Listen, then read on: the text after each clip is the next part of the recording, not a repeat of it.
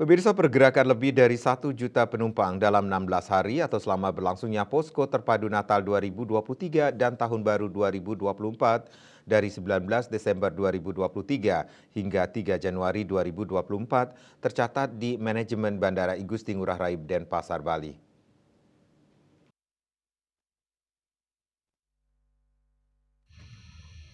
General Manager Bandara I Gusti Ngurah Rai Handi Heryuditiawan di Denpasar dikutip dari kantor berita Antara mengatakan, Bandara I Gusti Ngurah Rai mencatat pelayanan kepada 1.081.259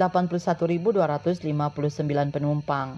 Jumlah tersebut mengalami peningkatan sebanyak 19% dibandingkan dengan periode Natal dan Tahun Baru tahun sebelumnya yang melayani sebanyak 909.158 penumpang. Handi juga merinci 1 juta lebih penumpang itu terdiri atas 517.114 penumpang domestik dan 564.115 penumpang internasional. Jika dibandingkan tahun 2022, angka ini meningkat khususnya untuk penumpang domestik mencapai 7,7% dan penumpang internasional 31,5%. Selama 16 hari terjadi sebanyak 6.736 pergerakan pesawat.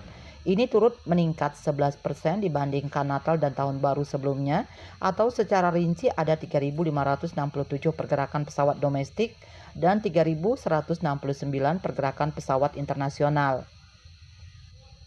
Hari Sabtu 23 Desember 2023 menjadi puncak pelayanan tertinggi Bandara I Gusti Ngurah Rai, di mana pada H-2 Natal itu pergerakan sangat padat dengan 75.240 penumpang dalam sehari. KMB Bali Pos melaporkan.